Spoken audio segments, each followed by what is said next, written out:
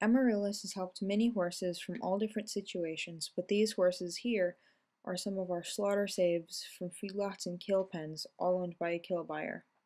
If you want to see previous pictures of some of these horses, visit amaryllisfarm.com. They have all the before pictures on there. This here is Elijah, the founding horse at Amaryllis Farm. For the first 3 years of his life, he stood in a small dark stall and was thrown hay once in a while. His hooves grew 12 inches long and curled upward, so he was completely crippled. He had never gone a day outside in his life. He was a fancy quarter horse, breeder's horse too, but him and several others were unwanted to be bred on, so he just waited until the meat price went up to drop him off at a feedlot. Pocahontas was a Kiger Mustang, rounded up off the Indian reservation and dropped off at the feedlot, 2 years old. Pegasus, the white Appaloosa there, 8 years old, someone's riding horse, dead broke. The kill buyer didn't want to let him go because he was such a meaty horse, so he was hard for us to get. Sage, great-grandson of Secretariat and the grandson of Stormcat. He was starved, also 8 years old. Trace and Star here. Trace was a broodmare, and Star was a racehorse. They were both standing at the feedlot in Washington State. Heartbreaker and Lauren. Heartbreaker was actually abused and ended up at the feedlot there. Lauren, just a 3-year-old, healthy quarter horse. Flash was saved out of the kill pen, 4 years old. The kill buyer said that his owner had showed him all over the place, but traded him in because the owner wanted a flashier horse to ride. Apache was a Yakima Indian Reservation Mustang. He was rounded up off the plains and dropped off at the feedlot, 3.5 years old. Frisco was someone's personal riding horse, wearing 4 shoes, standing at the feedlot in Washington State. They nicknamed him Tiger, and that was his chase. Buddy Chase there, you heard about him. Trooper was a Girl Scout camp horse. 30 years old, he'd watched his whole herd go to slaughter. He was the only one that was saved. They were all named after the Girl Scout cookies. He was Trooper. Gideon was someone's special personal riding horse. About 20 years old, he had a knot in his right knee there, so he wasn't sound. Really nice horse. Pirate, another feedlot saved, just a baby. He watched his whole herd go to slaughter. The owner got into some trouble and had to sell the whole herd. So he watched his mom and his aunts all ship into the slaughter trailer in front of him. He was lucky to come to us. Valentine was someone's personal riding horse at one point. Perhaps an old owner died, but he didn't know why he was there. Another 20-year-old. Jasmine, kind of strange story there, just a feral thoroughbred, was standing on the feedlot. Mama was standing on the feedlot with Maverick, 3-month-old colt, and pregnant with Lakota. She had Lakota in March 2006. She was my horse, Mama. Kiowa was standing on the kill pen with 2 knots on her knees and pregnant. She actually miscarried. She's only 7 years old. Her life ahead of her. Captain Jack Sparrow. They thought he was 20, but he came in. He's actually just 4 years old. He came in skinny and depressed and with scarcoids all over him and a halter dug into his face.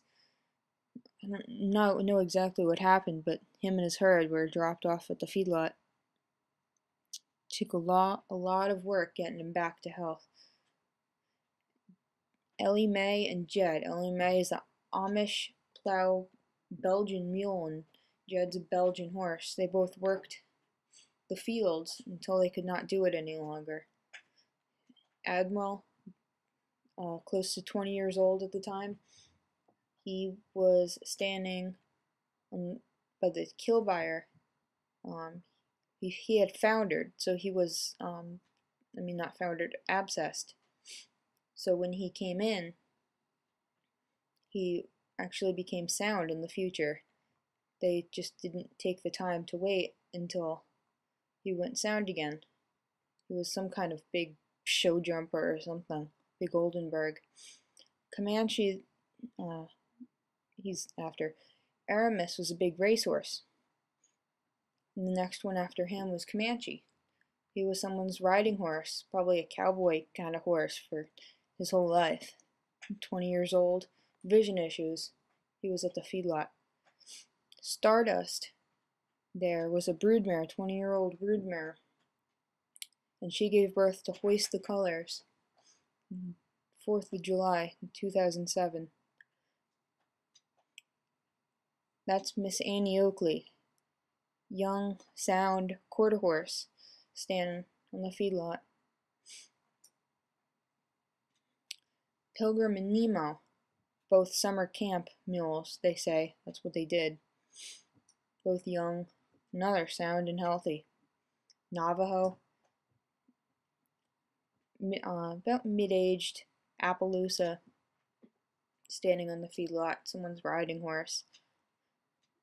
Gentle Ben, another big plow Percheron, actually.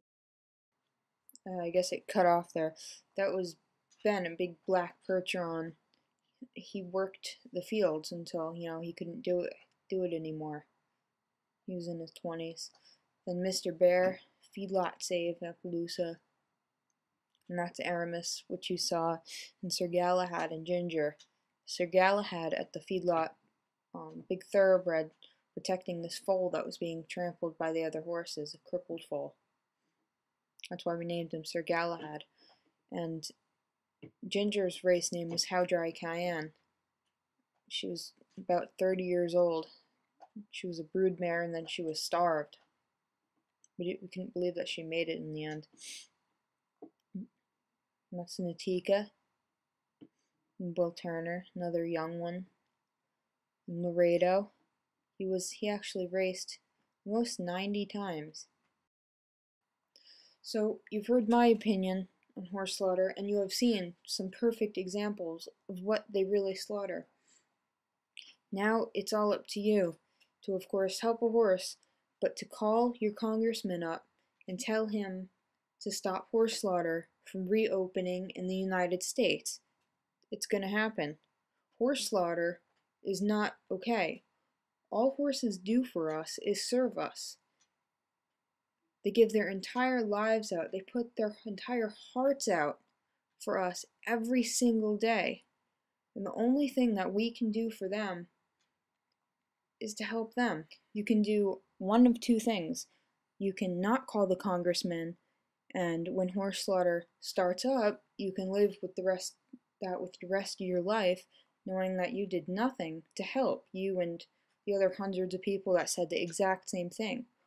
Or you could call the congressman, and even if horse slaughter does come about again, at least you know in your gut you did something to help, which makes you completely different than the rest of the planet. It's our choices that show us who we truly are, far more than our abilities ever will. Thank you for watching my little voiceover video here, and hope you actually act. Please visit amaryllisfarm.com, amaryllisblogspot.com, or facebook.com/amaryllisfarm. Thank you.